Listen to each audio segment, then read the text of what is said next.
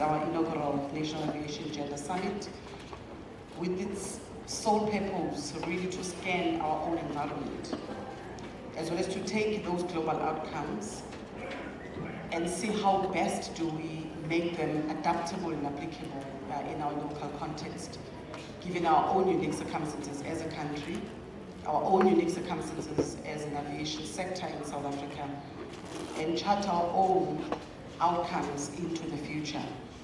There's quite a number of issues that we discussed, which I will not necessarily get into individually.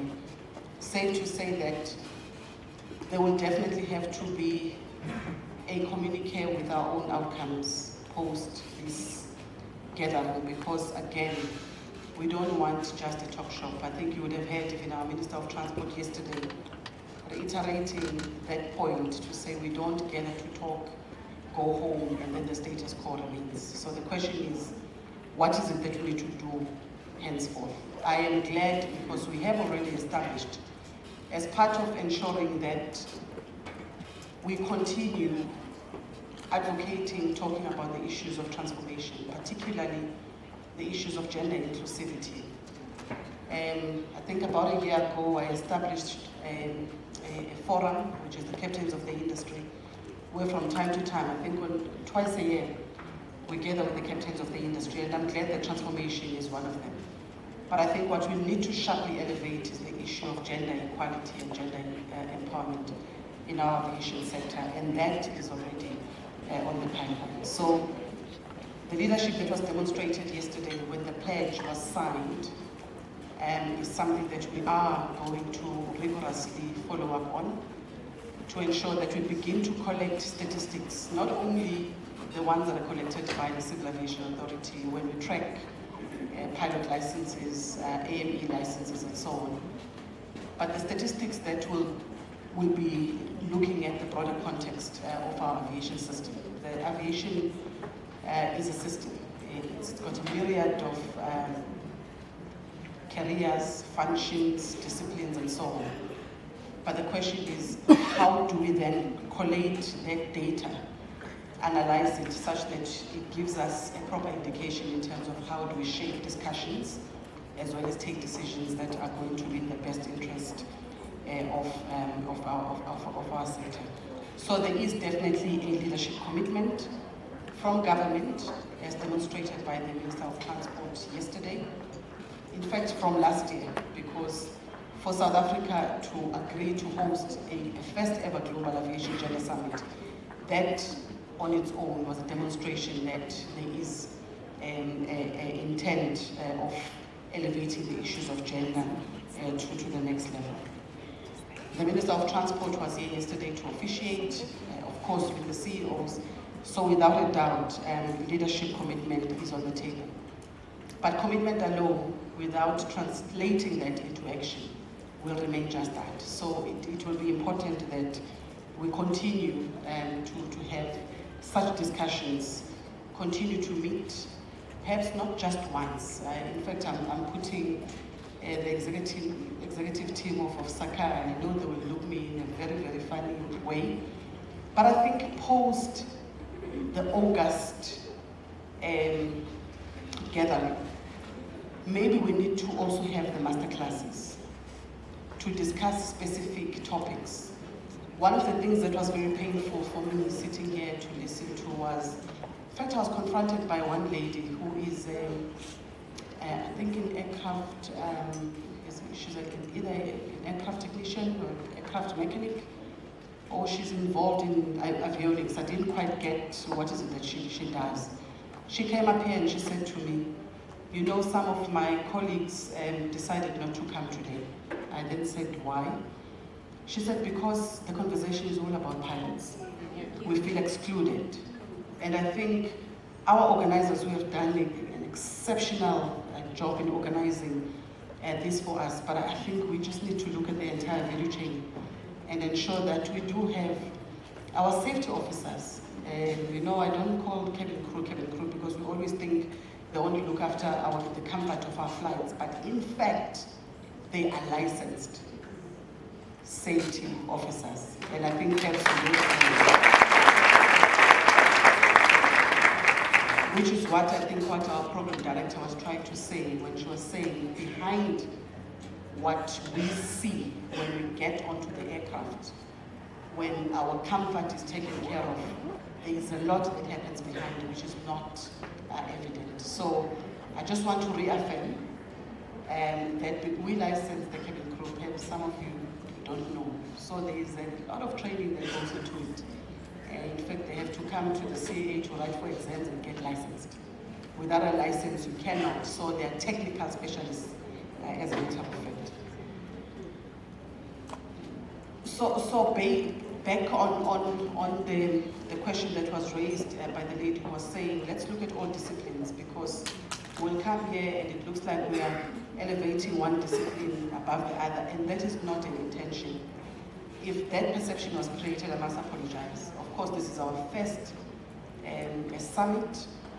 Surely there will be lessons that we must learn, and one of the lessons that I am taking together with the team from this experience is that we need, in fact, to scan the entire environment and make sure that it is fully represented based on its own disciplines.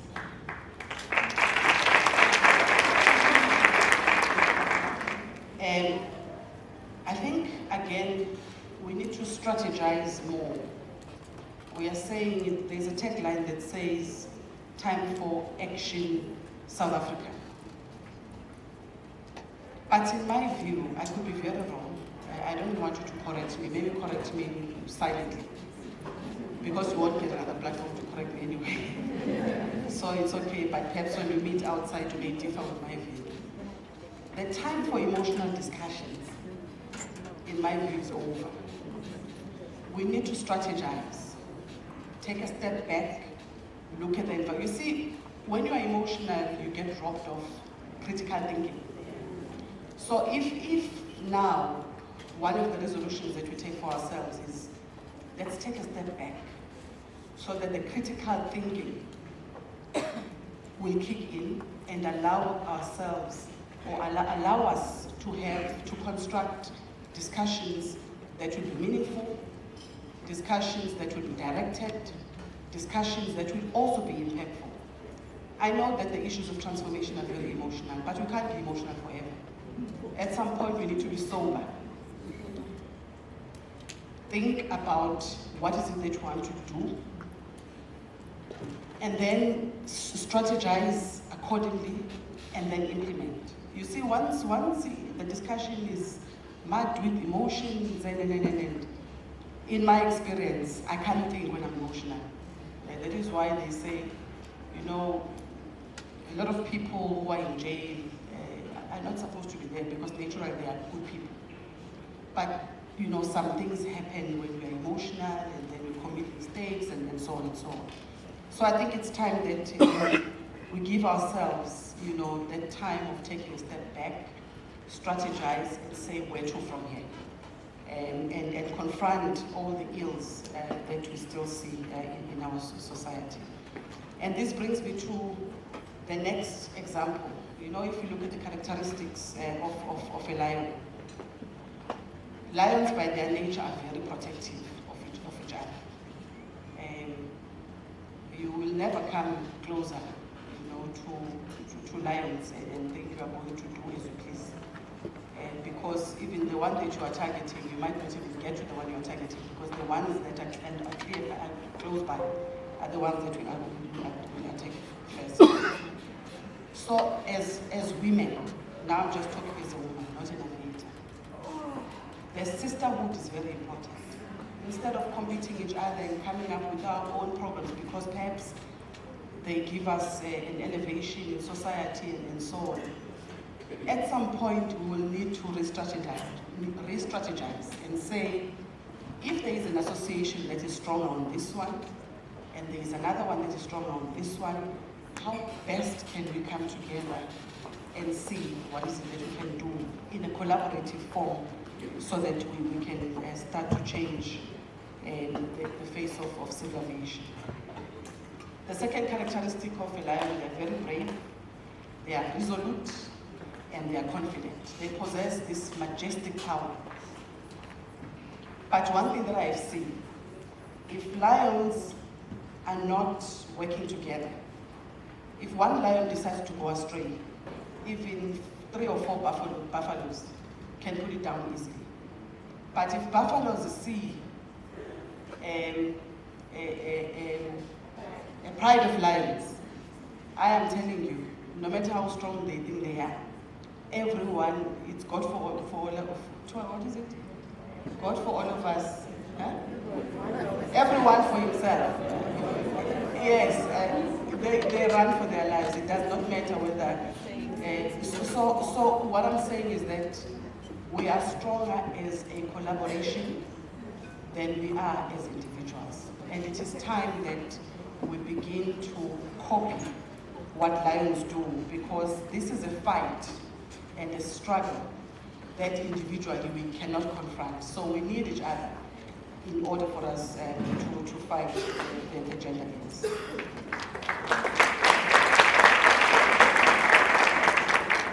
Lions never give up. When a lion has seen its meal for a night, it will go for a kill.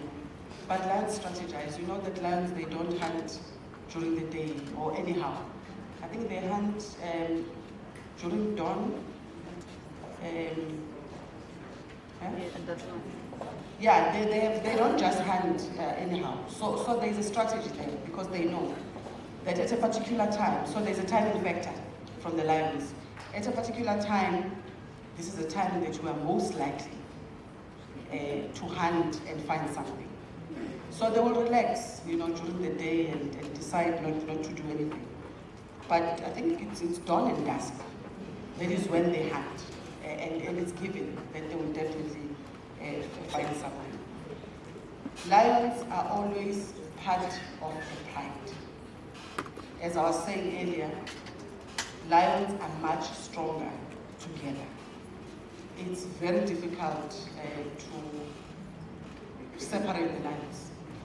Because especially female lions, I'm told that female lions, they live together for life because they embrace sisterhood. And this is us. Let us try in our own ways not to be isolated from the pride. Let's stay closer, one way or the other. Exchange those details. Because one thing that I know is that no man is an island. We will always need each other one way or the other. Lions are the king of the jungle, but they don't live in the jungle. There's an irony there. I think it's like us as women. We can do anything. We don't need, somebody talked about the imposter mentality. We don't need to be who we are not. And occupy the spaces painfully when we know we shouldn't be. So let's rule everything. You don't need to occupy a jungle for you to be a king of a jungle. We are leaders in our own individual rights. We can do anything that we set our eyes to. In fact, somebody said, let me not go there. Because General is looking at me.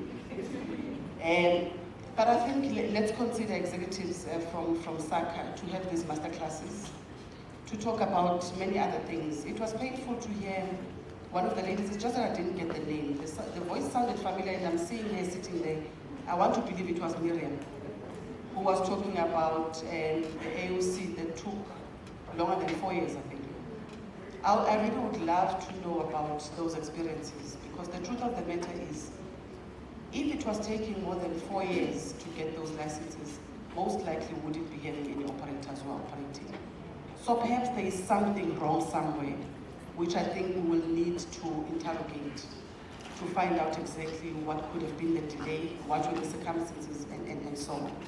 But the master classes that I'm talking about, I think they will also help us with the issues of personal mastery, with the issues of strategizing better, with the issues of emotional intelligence, assisting the business startups, and so on.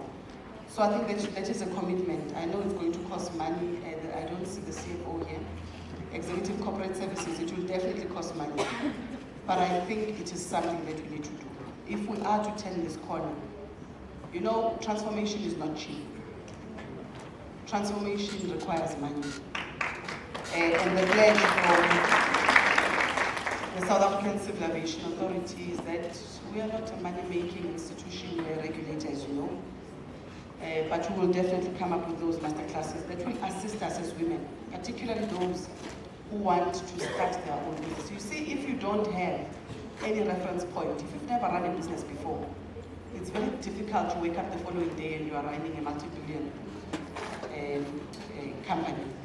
You need more than just having cash in your pocket. You need skills. And if we don't have skills and are not capacitated enough, then that money or that funding that you have might go to waste. So that is an offering on the table that we will continue. By the time we get to the Gender Summit next year in August, we must have had some masterclasses which are going to be targeted and focused on the immediate needs.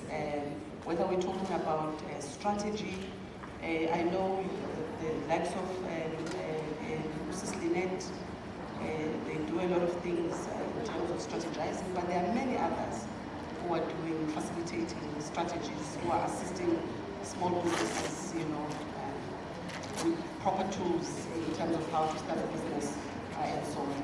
Allow me to leave it at this, except to really thank you for your attendance.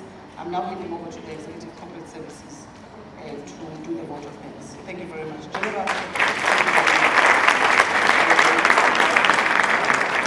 I'm the chairman of ATNS for staying until now. Personally, I really want to extend my gratitude to the women in you